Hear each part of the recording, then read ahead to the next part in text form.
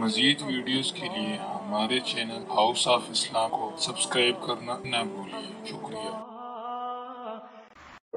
اس امت کے ایک اور کامیاب انسان جن کو مراد مصطفیٰ ہونے کا شرف نصیب ہوا، جن کو اللہ نے اتنا بڑا ایمان عطا کیا تھا کہ نبی علیہ السلام نے فرمایا لو کان بعدی نبیا لکان عمر، اگر میرے بعد کوئی نبی آنا ہوتا تو عمر میں اللہ نے وہ صفات رکھی تھی کہ وہ نبی بنا دیے جاتے۔ فرمایا کہ جس راستے سے عمر جاتا ہے شیطان اس راستے کو چھوڑ دیتا ہے۔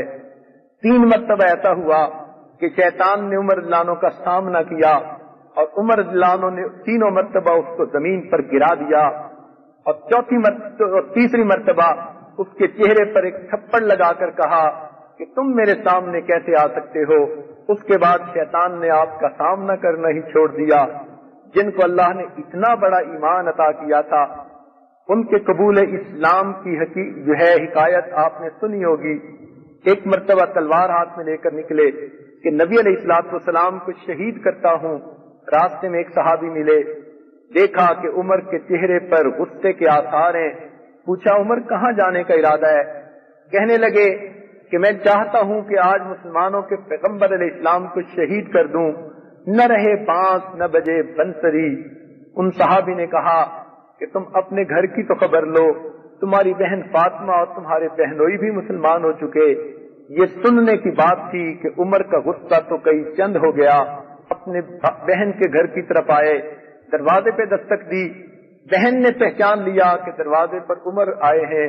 چنانچہ جو قرآن مجید کے چندے پڑھ رہی تھیں اور جو صحابی پڑھا رہے تھے وہ صفحے بھی چھپا دیے گئے، وہ صحابی بھی چھپ گئے۔ دروازہ کھولا، عمر رضی اللہ تعالیٰ عنہ نے جا کر بہنوئی سے پوچھا میں نے سنا ہے کہ تم لوگ مسلمان بن چکے۔ بہنوئی نے جواب دیا کہ عمر اگر اسلام سچا دین ہے تو پھر اس کو قبول کرنے میں کیا رکاوٹ ہے؟ یہ سنتے ہی آگ بگولا ہو گئے، اپنے بہنوئی کو مارنا شروع کر دیا۔ بہن ان کو بچانے کے لیے درمیان میں آئی تو عمر رضی اللہ عنہ نے بہن کے رخسار پہ تھپڑ لگایا۔ نازک تھی، عورت ذات تھی، نیچے گری، منہ سے خون آیا، آنکھوں سے آنسو نکل آئے، لیکن پھر اپنے بھائی عمر رضی اللہ عنہ کے سامنے کھڑی ہو کر کہنے لگی عمر تو ہمارے جسم سے جان تو نکال سکتا ہے، ہمارے دلوں سے ایمان کو نہیں نکال سکتا۔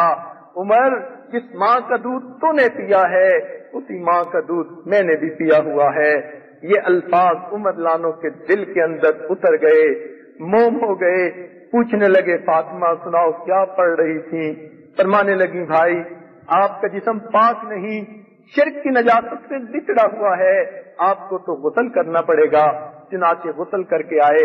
اس وقت انہوں نے وہ صحابی بھی باہر آ گئے جو ان کو قرآن مجید پڑھا رہے تھے۔ چنانچہ انہوں نے سورہ طٰہٰ کی ابتدائی آیتیں پڑھی، عمر رضی اللہ عنہ سنتے رہے۔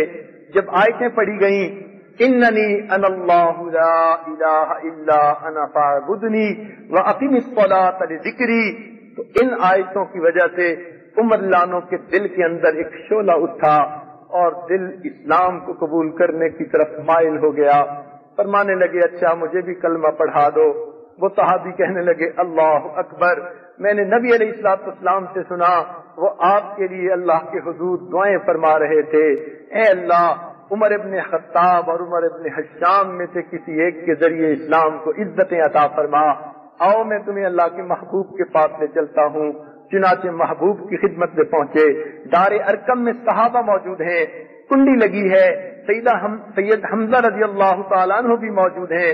چنانچہ اس وقت دستک دی، جب دستک دی کسی نے سوراخ میں سے دیکھا عمر کھڑے ہیں، ہاتھ میں تلوار ہے۔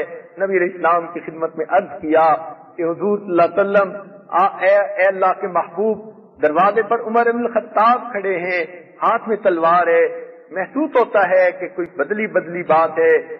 اس وقت حمزہ رضی اللہ تعالیٰ عنہ آگے بڑھے، فرمانے لگے دروازے کو کھول دو، اگر ماننے کی نیت سے آیا ہے اس کا آنا مبارک ہو، اور اگر کسی اور ارادے سے آیا ہے اسی کی تلوار ہوگی، اسی کی گردن کو اڑا کے رکھ دوں گا۔ دروازہ کھولا گیا، مگر عمر کے تو حالات بدلے ہوئے تھے۔ آ کر دو دانو بیٹھ گئے، کہنے لگے کہ کلمہ پڑھنے کے لیے آیا ہوں۔ صحابہ نے اللہ اکبر کا نعرہ لگایا، محبوب نے خوشی کا اظہار فرمایا کہ اللہ رب العزت نے میری دعا کو قبول کر لیا۔ چنانچہ کلمہ پڑھا، نماز کا وقت آ گیا۔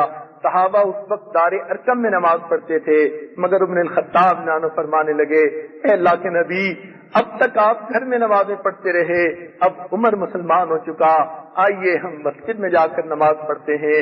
چنانچہ 38 پہلے صحابی تھے، 39 میں صحابی حضرت حمزہ ہوئے اور 40 میں صحابی حضرت عمر بن الخطاب ہوئے، اور یہ 40 صحابہ نبی علیہ السلام کے ہمراہ مل کر چنانچہ مسجد جو ہے حرام میں حاضر ہوئے، اور وہاں پر عمر لانو نے اعلان کیا، اے کفار مکہ، تم اگر اپنی بیویوں کو بیوہ کروانا چاہو، بچوں کو یتیم بنوانا چاہو، تو آج عمر کے مقابلے میں آ جاؤ۔